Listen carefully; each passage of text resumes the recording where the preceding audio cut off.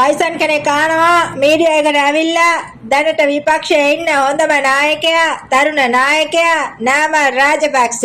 නාමල් රාජපක්ෂගේ මොනවද තියෙන අඩුපාඩු ජනාධිපති වෙන්න? ඒකද තමයි ප්‍රශ්නේ. තමයි අපිට තියෙන ප්‍රශ්නේ. ඔව් අපිට තියෙන එකම ප්‍රශ්නේ නාමලයාගේ තුන තියනවාද කියලා තමයි අපිට තියෙන ප්‍රශ්නේ. විලිලැජ්ජා සංගේ මාන නැතුව සාටක දාගෙන රට බංකොලොත් කරපු මහේකාගේ මේ පරපුර රකින්න අප්පා ගෙදර තියලා පුතන්ඩියා ඉස්සරහට එන එකන අපිත් මේ බලන්නේ තුන තියනවාද කියලා. තුම්පනේ. තුන තියනවාද කියලා ඉතින් අපි නම් දන්නේ නැහැ. මොකද හේතුව අපි රෙද්ද ඉස්සුවේ නැහනේ. අපි සරන් උස්සන්න ගිහිනුත් නැහැ. රෙදි උස්සන්න චීත්ත උස්සන්න ගිහිනුත් නැහැ. උඹ දන්නේ ඇති. උඹ සරම උස්සගෙන පිටුපාලා ඉන්න හින්දා සමාජයට හිටපු හින්දා උඹට ඒක ඇත්තටම දන්නේ නැතුව ඇති. මොකද ඉතින් බෑක් සයිඩ් එකට දෙනකොට ඉතින් ඇයි පේන්නේ නැහනේ තුනේ අරුමේ. ඔන්න දන්නේ ඇති ජැක්සන්ගේ දුව අර මේ දිනක්ෂි ප්‍රියසාද් සාරංග බැඳලා ඉන්නේ. අන්න ඒගොල්ලන් දන්නේ ඇති. චිමිනිත් දන්නේ ඇති. හරිද? උඹ දන්නේ නැතුව ඇති. ඒක හරි. උඹ ඒ උනාට කියන්නේ නම් ඉතින් අඩුපාඩු මොනවත් නැහැ කියලා. අපිට නම් පේනවා ලොකු අඩුපාඩුවක්.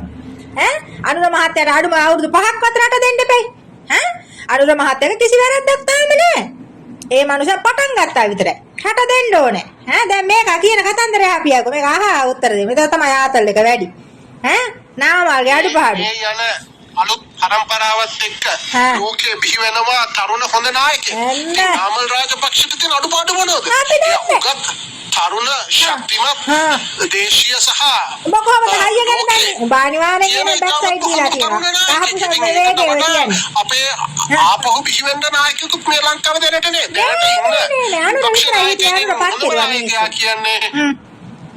අනුර විතරයි හිටියේ අනුර පත් කෙරුවා. ආය නායකයෝනේ අවුරුදු 5කට නෑ. 5කට හොල්ලන්නේ නෑ මාලි මාණ්ඩුව. බයියෝ කොච්චර උඩ පැන්නත් අවුරුදු 5ක් යනකම් බලය දෙනවා මයන්ඩ මහත්තයාට. කිසි වැරද්දක් නෑ. පාර්ලිමේන්තුවේ ආයෙත් කියවනකොට මම දැක්ක අර മന്ത്രിලාට අර මිලියන 10ක් දෙවුණාද කොච්චරද ගාන? කෑ ගන්නවා අර කෑ ගන්නකොට එපාද නැත්නම් නෑ විද ඉවරයි. කලින් තීරණ ඍජු තීරණ. එහෙම තමයි ඉන්න. මමත් ඒක තමයි කියන්නේ දැන් මරුවත් කොන්ද කලින් තියන වැඩ කරන්න ඕනේ. අපේ නාමල් රාජපක්ෂ නාමල් රාජපක්ෂ මේ යන අලුත් පරම්පරාවත් එක්ක කොයිද පරම්පරාවක් තියෙන්නේ? තියෙනවා රාජපක්ෂකට. අපිට නන්නේ පරම්පරාවක්. අපි විනාශ කරුවනේ ඒක. කොයිද පරම්පරාවක් තියෙන්නේ? අලුත් පරම්පරාව ඉතින් ගෙනත් හදන්න තමයි වෙන්නේ පිට රටේ. ආයේ නෑ අලුත් පරම්පරාවක්. බිහි වෙනවා තරුණ හොඳ නායකයෙක්. හරියට නේ මහින්ද රාජපක්ෂ පස්සේ ගියාට කමක් නෑ. ලස්සන හරි තියනවා ගෑනු වහ වැටලා ඉන්නේ ඔය සුදු පාට උස මහත පාත්තයා වගේ ඉන්නවනේ. හරි ඉතින් උස මහතනේ. ඔය නාකි ගෑනු මොකද ඔය වහ වැටලා ගහන්නේ ඔය මහින්ද මහත්තයාට. එන්නේ මොකද ලස්සනට. නාමලයාගේ මොනවද බං වහ වැටෙන්න තියෙන්නේ? නාමලයා තරුණ ඉතින් තරුණ හයිය ඉතින් තරුණ හයිය අනිත් උන්ටත් තියෙනවා. ඒ අනුර මහත්තයාට තරුණ නැතුව හයිය නැතුව තියෙනවා. ඒකට පණ නැහැ වගේ පේනවා අනුර මහත්තයාට. උඹට පේනවා නම් අනුර මහත්තයා පණ නැහැ වගේ පොඩ්ඩක් බලන්න. ගිහින් මට අනුර ජනාධිපතිතුමා හයිය පෙන්නන්න චුට්ටක් කියලා කියනවා. එතකොට පෙන්නයි කමක් නැහැ අනුර මහත්තයා පෙන්නන්න. අපි බනින්නේ අපි එහෙම දොස් කියන්නේ මුන්ට පෙන්නන්න ඕනේ. මීඩියා කාරෝ නැත්තරක පෙන්නන්න අනුර මහත්තයා. කිසි ප්‍රශ්නයක් නැහැ. මේ වගේ ගොන් ආතල් ගන්න උඩ පයින්නේ උන්ට පෙන්නන්න ඕනේ හයිය. වරෙන් පෙන්නන්න හයිය කියලා. අර හේකියක් කෑ ගහනවා තොප්පියක් දාගෙන රනිල් මහත්තයා ජනාධිපති කරන්න. රනිල් මහත්තයාගේ හොඳ කියනවා. රනිල් මහත්තයායි මහින්ද මහත්තයාලා ඔය නාකි සෙට් එක හොඳින්දා උන්ට රටේ මිනිස්සු හොඳින්දා සැප දුන්නා. රටේ මිනිස්සු හොඳින්දා. නැත්තම් වෙන රටවල ගාලා එලවන්නේ. කාක මාම්දුරෝණක නැවක දාලා පටවන්නේ. මේ ඵලයන් කළු මූද දිහාට කියලා. එහෙව් මිනිස්සුන්ගේ මනුස්සකම් විනාශ කරලා මිනිස්සු මද්ද්‍රව්‍යයට ඇදලා දාලා ගෑනුන්ට රටවල් වල එන මගමානන් සලස්සලා දරුවෙක් ළඟ ඉන්න නැහැ මිනිහා ළඟ ඉන්න නැහැ දරුවෝ නන්නත්තාරේ මෙහෙ ඇවිදින් ගෙවල් වල හිර වෙලා එහෙන් ඒව කොහොම නැති කරලා මුන් වලව්වේ දංකුඩ කකාරුන්ට කඩේ යනවා. තාරුන් ෂෝක් කරාර කපීන ගාපු වදේ වගේ ඇදලා යනවා සාටකේ. නාමලයා නාමල් ජනාධිපති කරනකම් මුන්ට නින්ද යන්නේ. ඒවා වෙන්නේ නෑ. මහින්ද මහත්තයා බිම දිගාට කරන ඉතින් හරි ජනාධිපති පුටුවේ ඉඳෙව්වා. ඔය නාමලයට හම්බ වෙන්නේ නෑ ජනාධිපතිකම. නාමලේලා මොන මිනිස්සුද බං? අනුර මහත්තයලා අද එක කට්ට කාගෙන රට වෙනුවෙන් සටන් කරපු මිනිස්සු. නාමලයා මොනවද කරපු එක සටනක් මට කියපන්.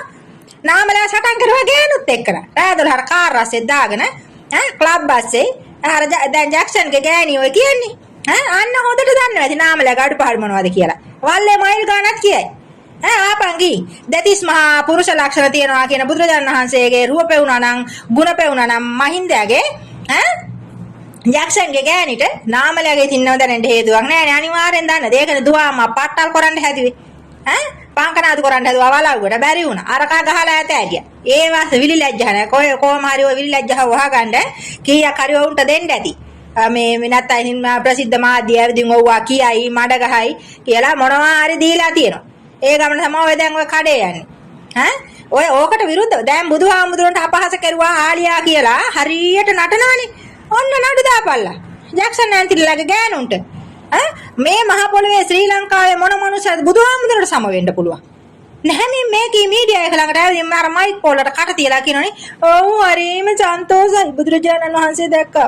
බුදුහාමුදුරුවෝ දැක්කා කියලා කට වානකොටම මම වාගේ මෙහෙම මීඩියා එකේ මයික් පොල්ල කතා කරන අල්ලන් හිටියනම් ඔය බනවා මෙහෙම කරලා. මෙච්චර මේ තුන් ලෝකයට අධිපති කියාගන්න මෙච්චර මේ ගුණ වර්ණනා කරන මේ බුදුරජාණන් වහන්සේව සම කරන තරම් මෙච්චර මෝඩයේද? මෝඩයද? ඒ වුණාට කියන්නේ අපිලු. ඔය මට කියන්නේ මගේ දිව කපනවලු, අරක කපනවලු, මේක කපනවලු, මෑමල කපනවලු. බුදුබණ කියනවා කියලා. බුදුබණ කියනකොට ඒවා කරන්න කියලා බුදුහාමුදුරුවෝ කියලා නෑ. මේ මහ පොළේ ඉන්න ඔයම මනුස්සයන බුද්ධාගම ගැන කතා කරන්න පුළුවන්. බුදු ගුණ කියන්න පුළුවන්. බුදුරජාණන් වහන්සේගේ ගුණ කියන්න පුළුවන්. ඒවා විනාශ කරන මේ යම් ධර්මයක් විනාශ කරනවා නම් හරි වෙන්න පුළුවන්. එහෙම කොහමද නෑ කියන්නේ? එහෙම නීතිවල කියලා නෑ. මේ ධර්මයේ විනාශ කරන උන්ට විරුද්ධ වෙන්න එපා කියලා. අනිත් එක මම ලංකාවේ විදියට මම මොකටද මේකට මේ කටවහගෙන ඉන්නේ මම කියනවා. අපි විනාශ කරලා තියෙන්නේ. දැන් අර හාමුදුරුවෝ අර සිරිදම් හාමුදුරුවන්ට රත්තරණින් වටාපතක් දීලාලු. ඇයි ඕවා කරන්නේ? ඇයි අර නිකන් අපරාධය අර ධර්මයේ යන හාමුදුරුවෝ රාගසිතුවිලි ඇති කරනවා. රාගසිතුවිලි ඇති කරනවා. දැන් හෙට අnder වොට්ටයිට් එකක් දෙනවා අනිවාර්යයෙන්ම. හරිද?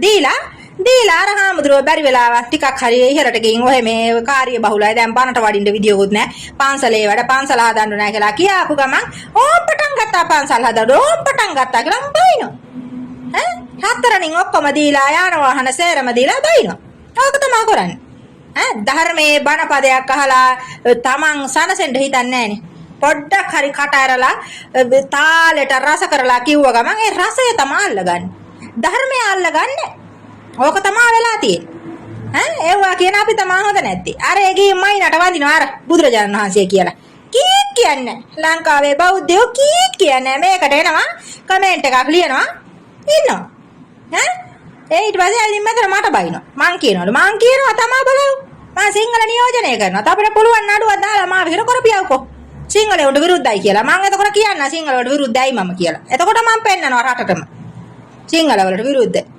හැම එකකම අතපල්ලේ වැටෙන්න වැඩ කරගෙන මේ පේන්න යනවා දංකුඩ පස්සේ ගිලින්ද අරුන් කෑම මේසට කෑම ඇරලා ව්‍යංජන 10ක් 15ක් 20ක් තියාගෙන අරකෙන් කනවා මේකෙන් කනවා ඕකෙන් කනවා මේ උංගින් ඉන්නවා මෙහෙම බලාගෙන අරුන් කනක වලව් එහෙම තමයි වලව්වල ඊට කාලේ වුණාට පස්සේ අර අයිනෙන් කනින් කොනින් අරුන් ගිරලා තියෙනවා අර ඉඳුල් කරපු හොදි මාළු පිණිය සේරම ගිලිනවා මේව ඒක තමයි කරන්නේ ඒක තමයි නැත්තම් මොකද මහින්ද මහත්තයා බලා ඉන්න මුන් කනක කෑම මේසේ ඉඳගෙන උඹලා කෑවා මං ඉඳුල් කන්නම් කියලා මේ කන කපා ගන්නවා එහෙනම් මම මේ කන එහෙම කරන්නේ එහෙව් උන්ට තමයි ඔය කඩේ යන්නේ ජීවිතේට වලවක වෙන මුදුන්පතෙන් කණ්ඩ දීලා මහින්ද මහත්තයා උඹලා කෑවට පස්සේ කාලා ඉතුරු ඉඳුල කාලා දිනවා තාපි කන මේටි කාලා ඉතුරු කරපුවා එහෙම තමයි කාලා නැගිටලා ගියන් පස්සේ ඉතුරු ටික තමයි තාපි කන්නේ කෙහෙලකන් ගෙඩියේ ඉඳලා තාපිට මොකද මුදුන්පතෙන් දීලාද නෑ දන් කුඩේ ඉඳුලේ රස ඔය පුදුම කරුමයක් පුදුම වහල්ලු